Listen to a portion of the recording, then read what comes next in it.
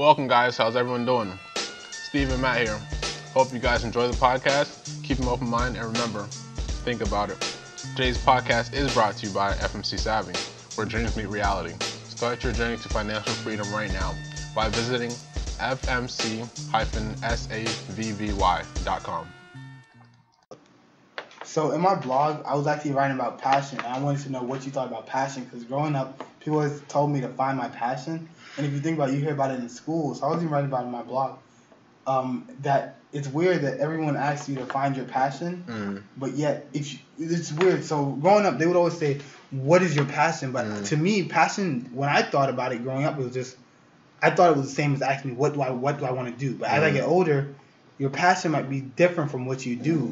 You are a cop, but you're passionate about coaching a little league team. That's your passion, not being a cop. Not to say being a cop is bad, but I'm saying your passion is different from what do you do.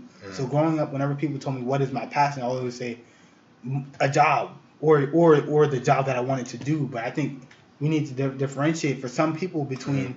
Some people can't differentiate between the job they do and their passion, because a lot of times you get stuck in a job and you think you're passionate about it, when the reality is, like, if you're waking up in the morning and you're like, another day, you're not passionate about it.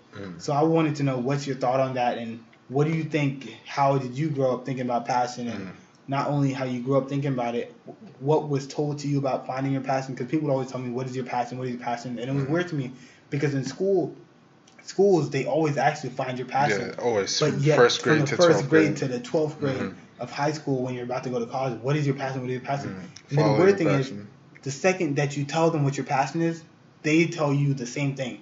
That's unrealistic, or that's what is crazy. That's crazy. Because if they ask you what is your passion, you say, I like to draw. I want to be an artist. I want to be a video game designer. My passion is playing You gotta grow up. Are you crazy? Grow up. Like, what is your real passion? No, that is my real passion. Yeah, what do they expect us to say? I think they expect us to say teacher or firefighter, but those aren't passions. Teacher or Those are jobs. Exactly, bro. Was the biggest People thing. don't understand. That's why I wanted to know what was your thought process on it, because I think I was even writing about it, and what I was saying was, even if you trace it back as far as you think, people don't understand what the true meaning of passion is. And if you give me 1 second, so even when I was talking about passion, it says by definition, passion is any strong and barely controllable emotion. Are you? Is it being a teacher? You're strong and barely able to control your emotion when you think about teaching. Now, some people, they love teaching, and that is their passion, and that's why those teachers, you still remember them to this day. Exactly. And it's 20 years later. Like, I graduated high school in 2014. I remember my second grade teacher. Exactly. It's never high school teachers. I remember my teacher from third, fourth grade, because she was passionate about it. She's just she used to talk to me after school. She's just a great human being. It was this older Caucasian lady, so nice. She was just she's like if I picture her, it's like I picture like an angel. Exactly. She has like a halo above her head inside my head. I loved her, bro. That's the thing. She was like, and not as like a mother. She was like a grandmother. She was just like the grandmother I wish I had. Would give you food. Cookies. She baked cookies. That is a passion. Like she didn't come to school to teach. It was like we were kids. She was raising kids in school, and she had her own kids. Her kids were in college. She was just passionate about teaching. So she came to school every day, ready to teach, and it wasn't like, and we were ready to learn because we knew she was ready to teach. 180 days, smile. And that's the difference when you're passionate about something versus another teacher that just comes there and reads a syllabus in college. Exactly. When you're like, okay, guys, it is now day 12 of class XYZ. Exactly. Now I want you to have the assignment ready by, like, you see, the learning is different. So it's dangerous to actually be in a job when you're not passionate about it, because you can really affect people, especially for teachers. Even break it down, just the energy to bring it off if they don't care. Exactly. So why do we? And it's the same thing for any job, from being a police. If you're not passionate about being a police, that's dangerous. Exactly. Why are people? That's really dangerous. Because now you have somebody out there that don't care, but he has a gun.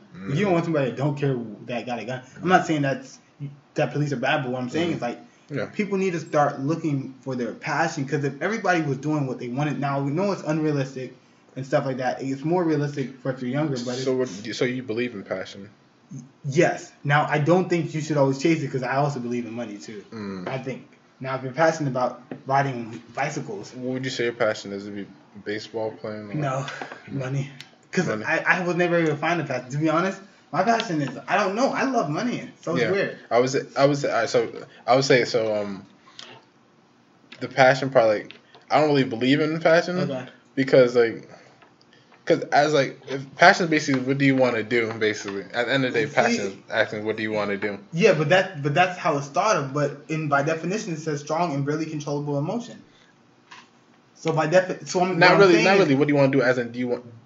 As in like get a job or something like that. But as people, like I always say this, as people, human beings are lazy.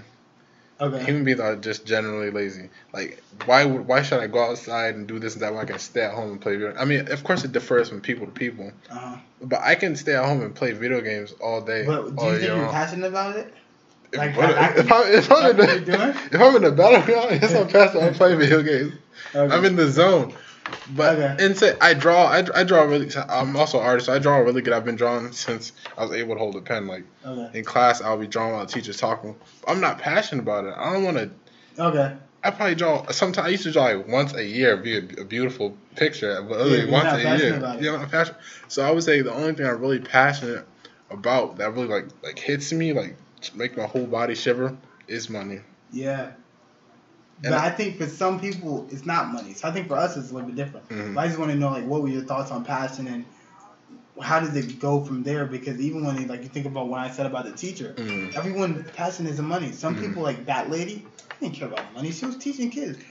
She should have been at college, and she's smart. She's smart enough to be teaching at college, most likely. Don't you think passion has to have like something to it's a driving force. Spark you? Yeah, it needs to be a drive, but everybody's passion is not money. I think most people in the Western world, in the Western world, because we're in the Western world, aren't we? Yeah, Western. Yeah, we're in the West. So most people in the Western world, money is pushed so much that we think we're passionate about money even when we're not. It's like you see the Ferrari, you see the pretty girl inside the Ferrari, you see the guy driving with the pretty girl inside the Ferrari in a nice suit. I would say most people think that's fake, but actually obtainable, but so unattainable.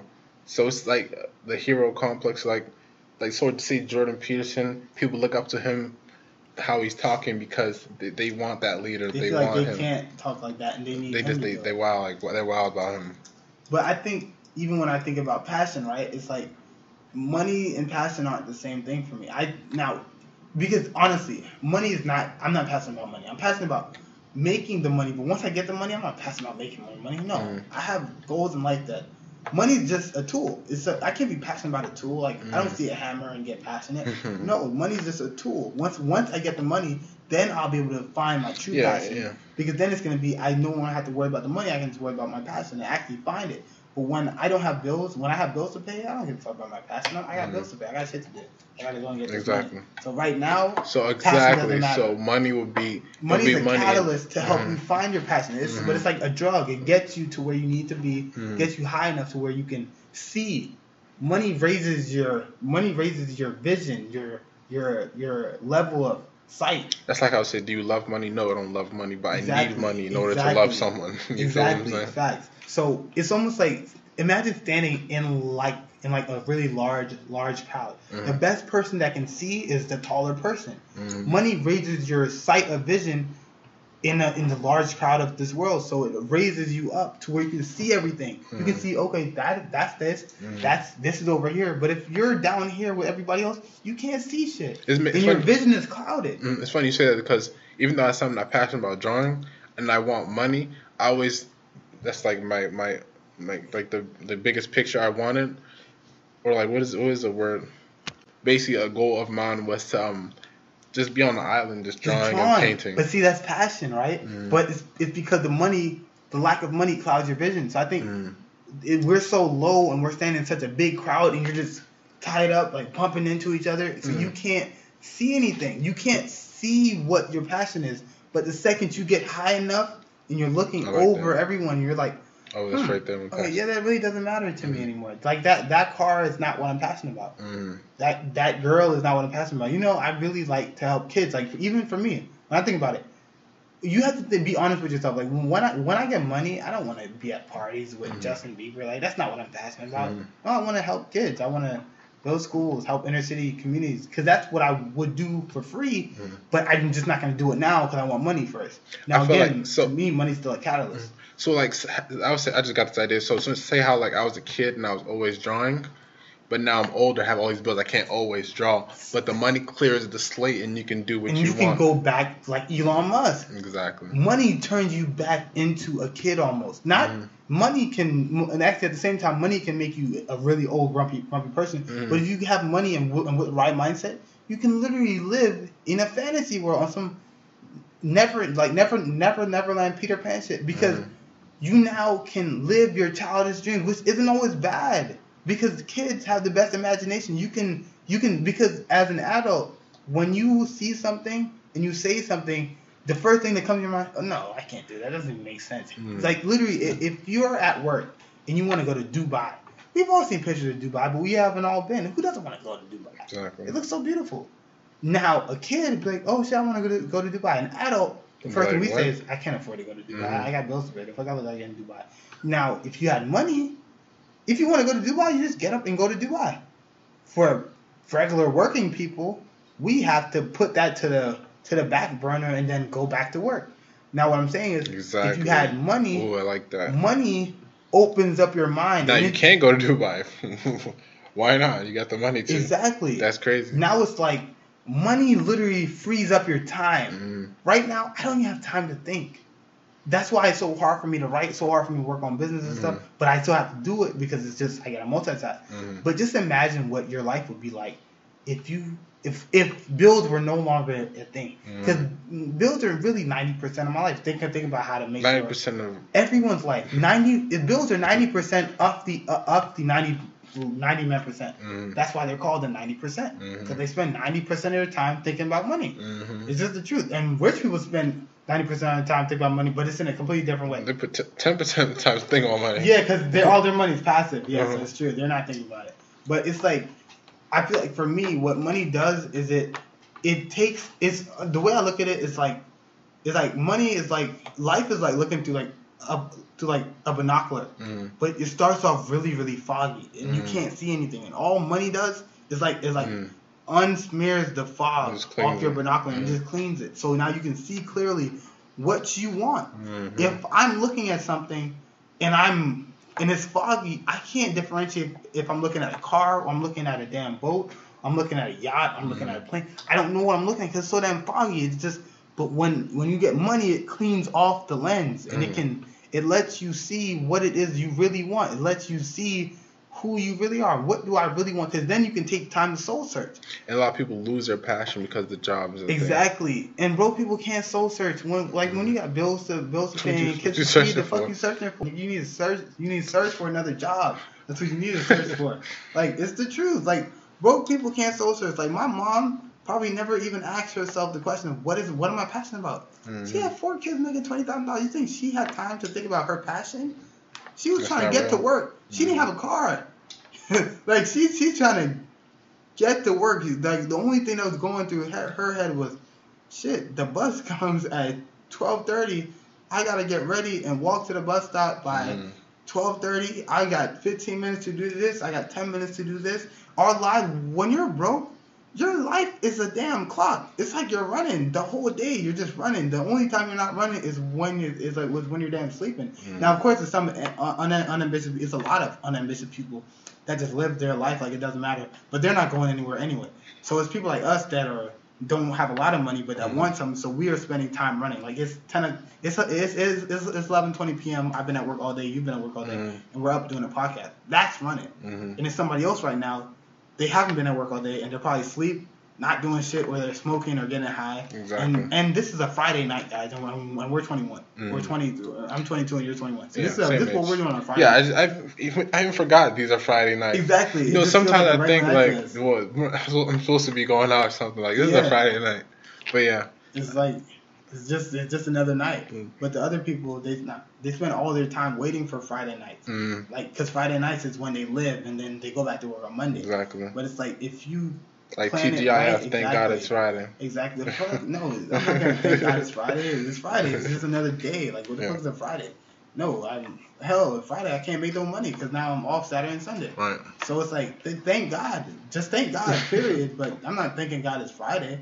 So it's like, even when I thought about that and my whole thought process towards like how money just clears up like the lens of my life, I always just thought like that. I felt like the more money you get, the more clear you see. Now, I do think you get to a certain point financially that money then begins fogging back up the vision. I think, and also we're mostly talking to a group or demographic of people who are under, like, they're not really wealthy, like probably like mid class and lower. Yeah, but again, what I'm saying is, once you hit a certain amount of money, then I think your vision becomes to get money. That's why Oprah be saying shit like, money doesn't matter. Exactly. Because just imagine when you think about. I can't even come out your mouth. Money doesn't even matter. But what I'm saying, I know. It makes sense why she can say it. Yeah, exactly. Because she hasn't thought about it in so long. So once you make so much money, where you haven't thought about money in 10, 20, imagine living a life where for the past 20 years, money has not been an object. Money has. I'm only 20, so money has been an object for the past 20 years for me. Oprah has been a billion or rich as hell. I don't know for how long, but I know she's been rich my whole life, and I'm 20. So Oprah has at least been rich for 20 years. Yeah, exactly. So from the time I came out the womb poor and worried about money, Oprah has not thought about money. So my accumulated experience that makes me think about money every day is the same accumulated experience she got, just in the opposite way, where for the past 20 years she hasn't thought about money. So of course, to her, money is not important. Why would it she be? can literally do whatever she wants. Go to Africa, buy schools, save 300 girls. She don't need She's money. really living her passionate life. She's like a damn superhero. Exactly. It's like, money don't matter because she's Oprah. Her name is worth $1 million. Way more than that. So it's like, and even part of like what I was talking about is like, I feel like when you're killing dreams, it's like I put even in my blog post I was writing, I was like, it's like leading pigs to a slaughter. So even, and like, I'm just gonna quote what I wrote. I was like, I think it's so important for children and adults alike to find their true passion, something that they're excited to wake up for in the morning and go do, not for the money or the fame, but for something that truly brings joy to their life. And I have been talking about the conversation I was having with my sister and my oldest sister, and pretty much she was like, we were talking about where my life is going and like what I want to do. And I was explaining to her that it didn't really make sense to me that I'm supposed to work every day and then be glad I got a 1-2 week, maybe 2 weeks max vacation. And she's like, but that's just life. I was like, no, it's not. But you see what I'm saying about like passion? Because she makes money, but she's not passionate about her job, so she hates it. And to her, she works a whole year and just cherishes her 2 week vacation. So I'm like, that doesn't make sense to me. Why would I want to work a whole year to cherish a 2 week vacation? Why not my life be a vacation? But to her, she's so beat up and like not old, but like old in the mind where she's almost given up on changing. Exactly, she's given up on changing it, and it's just become life for her. So when she says that's just life, I've always heard a lot of people say that when it's just life. Like even when kids tell them about their passion, rich people can never say that. Exactly, because their life is just life, except it's just their life. Except what my sister, that's what I was even want to say, but I don't want to say it. It's like, no, that's just your life. When people say that's just life, they try to put everybody in the same bubble, in the same umbrella. No, this is just life. What ET says, your life. ET says, write your limitations on the paper, everything what you can't do, and keep it to yourself. Because that's your limitations. Don't put it on me. Exactly. Like when she's like, Matthew's like, life is just punching the clock, going to work, waking up. You're not gonna like your job, but you're gonna get a 2 week vacation. Hey, no, that don't make sense. If that's what you want to do, and you want to die and go to the grave living like that, and then go and meet God and tell Him, hey, look, this is all I did, and this is all I have to show. What the hell? That should be illegal. It should be a sin to be broke and not accomplish nothing in your life. That should be the highest sin, bigger than adultery, any of that shit. That should be the highest sin. You lived your whole life in poverty. That is a sin. So even when she was like, that's just life, I'm like, no, that doesn't make sense, because it's not just life. Because if it was just life, why aren't we all living like that? Why is one person living like that and we're just living like that? Now, just because I was born into it, that doesn't mean I'm about to die in it. Just because I was born in shit, I ain't about to stay in it. So it's like when she's like, that's just life, and she makes statements like that, I feel like I've always heard it, because even from a kid, from the time I was growing up and trying to tell people, like, this didn't make sense. I feel like poor people, at least, because I grew up in really poor areas. Yeah, and I said we both grew up with most lower income, but Matt probably very lower, and our parents would say, at least you have this, and people back at home don't have anything. Because so when they tell you they don't have anything, you're like, all right, let me just shut up. But for me, I couldn't. But I would always just shut up like men to them. Yeah. Because they would always, what they always did was I was even listening to something where Grant Cardone always says how his mother would always talk about the kids in Ethiopia. He's like, but you don't even know them kids.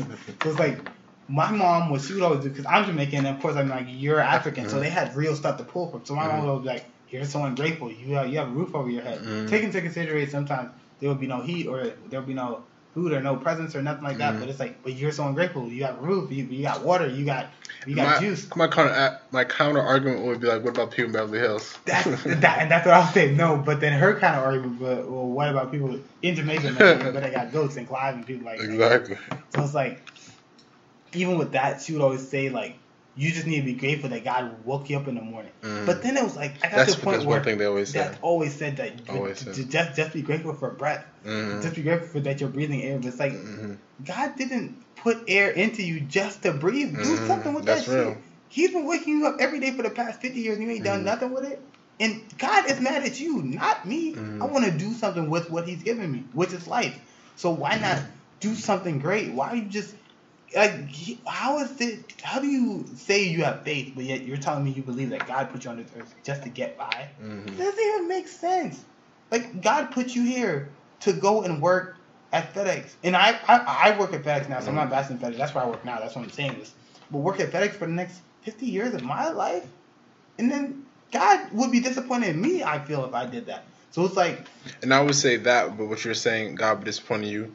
And now, this is probably just for me. You are God, and God is in you, so you'd be disappointed with yourself. Exactly. If you did also, that. Because like even when she would say like just be grateful for what you have, it's like I wasn't ungrateful. Just that I don't feel like I'm less than. I feel like she does. So when she sees somebody drive past in like a nice car, in her mind she's like, you know what, that's not for me. Me? I deserve that shit. What? If you are on a jet, and as soon as you say it's not for you, it's not for you. Because if you mentally say, you know what, that Range Rover, it looks nice. Because and then they always try to make it seem like a person that can afford it is doing something wrong, or do you know how many kids in Africa like you could have fed with that car? How many kids in Africa are you feeding? None. Exactly. So shut the fuck up. Like what you're broke at. So it's like, she would always say stuff like that and say how the person but like when the Range Rover was a bad person. Like, no, I want to be in the Range Rover. Because it's like, when you're standing at the bus stop in D.C. and it's cold as shit outside and you're holding heavy-ass bags, nigga blow past you in a Range Rover doing 60 and you're waiting for the bus to come and the bus driver purposely will speed off on your ass. The bus driver will purposely see us and I think it was like an ongoing joke, like a joke for him. Like he would actually see us and not stop for us. Because it was like funny to him to leave us in like the snow. It would be snowing in DC. DC gets some high ass snow. Yeah. If you know about Maryland, you know Maryland gets some snow. We don't get it as bad as New York, but we get snow. So it'll be snowing. I'm like 8, and I'll be at the bus stop with like my mom, and she'd be talking about people as they drive past in their cars, talking about how bad of a person they are. I'm like, I don't care what he did to get that Range Rover. I want that Range Rover. It looks nice. Not only does it look nice, it got heat inside the Range Rover. There's heat inside the Range Rover. It ain't no heat out here. It's cold as shit. That's real. That's the only reason why. So it's like, there's no heat out here. It's cold out here. So and my whole thing was to her, like, how do you even know that they're a bad person? When people see people that have nice things, they immediately try to equate it to they did something bad or they could have done better. But why are we at the bus? Stop. And they're not. Because if God is this almighty overseer, it's like, wouldn't he have punished them? They can't be that bad. If our lives are this shitty and his life would he driving his Range Rover home to a nice house and we're walking miles in Capitol Heights in the damn snow back to a shitty ass apartment with 2 bedrooms and it's like 6 of us? The fuck? If that's good, let me be bad. I'll take the Range Rover and go. I don't know where I might go in the afterlife, but I know on Earth, I got a damn Range Rover. I'm living a good life. Let me throw this in what Kanye West said. Just probably off topic, but Kanye West said, "There's no such thing as good and bad. There just is." Exactly. And I mean, I think there is good and bad. Of course, there's good and bad, but that's more general, like from that perspective you just gave. Because she would always, and one thing that would always upset me was that she would always bash like the rich. And her whole thing was that the saying that I was heard in church, because I was, again, poor people, they love to go to church. So we were in church every damn day. And again, like, we were always poor, and poor people stay in church. So one thing that she was always saying to me is how it's easier to fit a camel through the eye of a needle than a rich man through the gates of heaven. I've heard that so many times. It is easier to fit a camel through the eye of a needle than a rich man through the gates of heaven. And I always heard it. I was like, that doesn't make sense. If somebody's on earth and they've worked so hard and they've done so much, why would God punish them? They've accomplished so much. That's really bad. That's a really bad saying. But it's a saying that I heard every day, and it's not just me. It's a lot of people that have heard it. Have you ever heard it? No, I've never heard it, but I'm saying that is a bad saying. Like, I'm more saying like wow, they really think that about rich people. Yeah, like they really, and they preach that at my church. I'm talking about, it was a thing they said every day. It was like drilled into you. The pastor, isn't the pastor rich? Huh? Did your pastor have money? My pastor is not broke. Okay. That man live in a nice house. Okay. So I'm like, how are you preaching this? you not walking. Like your car looks nice, and we don't have a car. Congregation never. The fuck. So if it's so hard for a rich man to get into heaven, why not give me your money so you can assure that you go to heaven, and let me take the money, and I'll just take my chances. But it's like, it didn't make sense. So hold on. So one thing, just to bring it back, and just so we can, because we were rambling, but the main thing I was even trying to say was like, it's really about your mindset. One, it's about your mindset, and then it's also about just finding what you're passionate about and asking yourself the right questions. Don't make excuses. Don't be that poor person that sits on a corner and points at somebody that's doing better than you and think that, oh, they stole to get it, or oh, they did white collar crime. Hey, get you a white collar crime in your life. You might not be on the damn corner. So it's like they probably weren't doing white collar crime, and even if they were, it's white collar crime is better than doing black collar crime, which gets you 20 years man of life. Exactly. It's like the fuck. But it's like, so just bring yourself back and ask you the right questions, and make sure you ask yourself the right questions. I mean, so one thing I was saying was, the main thing that I realized when I was even thinking about finding passion or any of the stuff that we were talking about is like, make sure you ask yourself the right questions. Ask, what do I want? Not what do people want from me. What will make me happy? Is the Range Rover really important to me? Because even as I get older, I still want one. And I don't think it's important to me, and I will admit that. I think deep down, I don't really care about it, but I just want it. Once I get it, I would say since you want it since you were a child, that's like once you get it, you just sit back, turn on some music, and just chill. Like, it's like I got it. And I probably won't even keep it for that long. It's just setting goals and hitting them. There's nothing wrong with it. I know it sounds bad that all you talk about is Range Rover. No, I don't care about the Range Rover. It is the principles that we used to stand at a damn bus stop, not have a car among all of us, run for the bus, and the bus driver would speed up. I'm trying to speed up in a Range Rover. There's nothing wrong with that. I'm not apologetic for it. The simple fact is, we ain't have shit, and the Range Rover was just the one I always saw in DC growing up. So it's still like what I want now. Hell, if it was a Ford Focus that was always blowing past us on the road, I might want that. It's just like that was the car that always sped past us every time we were at the bus stop. Yeah, so it was more emotion behind it. Exactly. It's really just. Again, I don't really even. I think they're nice looking cars, but it's not the Range Rover. It's just. Symbols say like it's like you defeated it, like you saw it as a kid, the kid walking, but now you're gonna be in it. Exactly. You're gonna drive past the same spot. Exactly. In the same car that I was looking at, and I'm gonna look out and see the old me. And then you're probably gonna see another kid do the same thing. And then that's gonna be motivation into him. Exactly. Because he gonna be standing at there cold as shit, and am I gonna let him in? No. Nope. But it don't matter. That's his motivation. Good luck. And just run fast. I wish you the best of luck. So thanks for tuning in, guys. Hope you guys really enjoyed it. This was the first episode of Think About It, titled Passion. Hope you kept an open mind. Hope you learned a few things. I will be seeing you next episode.